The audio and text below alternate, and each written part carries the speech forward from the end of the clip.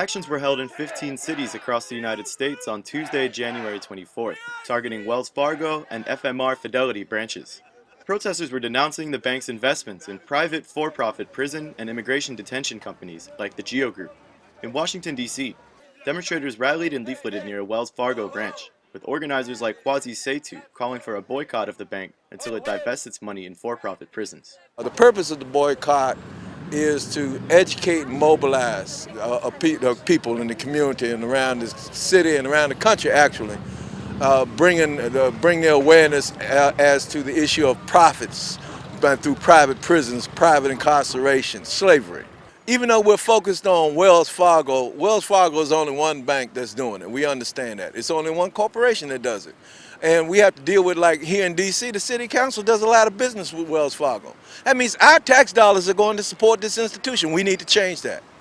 We need to make our local politicians accountable. We need to hold this system accountable. It's totally unaccountable. The political and financial connections between investment giants like Wells Fargo, elected officials, and the burgeoning private prison industry are pervasive. Daniel Carrillo is a field organizer with Enlace International, the group that has worked to coordinate Tuesday's actions as part of its national prison divestment campaign. He explains how Wall Street enables companies like the Corrections Corporation of America and the GEO Group to wield unprecedented political influence in introducing and pushing for targeted legislation that will boost profits by increasing incarceration rates. Essentially, Wall Street enables these companies to be able to pass these anti-immigrant laws. Wall Street owns the majority of these the two biggest for-profit prison companies. Without Wall Street, these two prison companies wouldn't be able to lobby to the extent that they are right now. They wouldn't be able to make as much political contributions as they are right now. So Wall Street amplifies the economic power and political power of the for-profit prison companies. Most of these companies participate in ALEC, the American Legislative Exchange Council, that's made up of corporations and state politicians. And essentially, ALEC is a platform for these companies and politicians to write laws that benefit the companies and the politicians, because the politicians will have stock options or assets in those companies.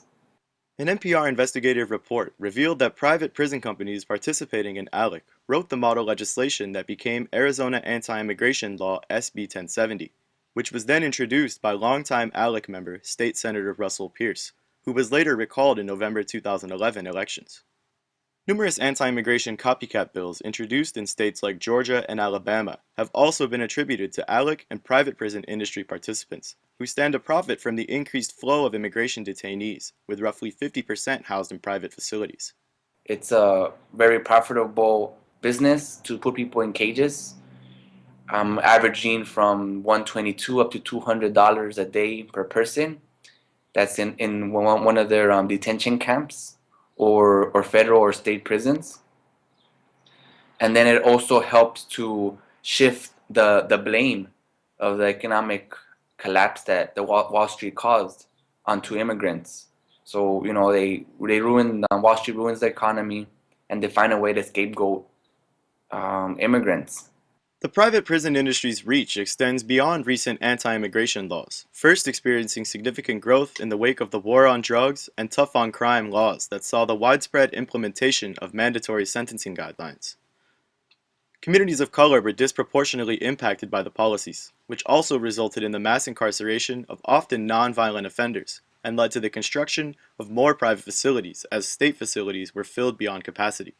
This prison industrial complex is targeting people of color, poor people, immigrants, and making tremendous profit and disenfranchising people by taking voting rights and so on.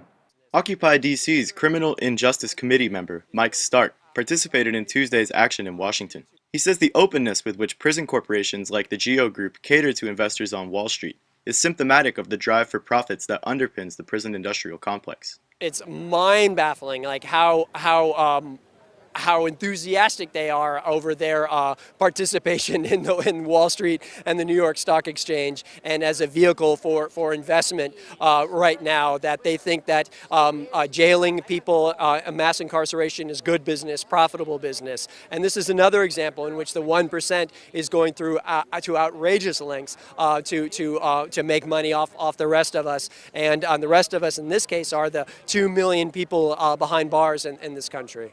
The United States incarcerates more people per capita than any other country in the world, which is a startling number for a country that claims to be a leader in human rights. Enlace's divestment campaign has already succeeded in getting 2 major investors to divest their holdings in major prison corporations. Broad coalitions of criminal, racial, and social justice advocacy groups continue to organize at local, state, and national levels to push for investors like Wells Fargo to pull their money out of profit-driven prisons. This is David Doherty with the Real News Network. Wells Fargo, just face it, your investments are racist.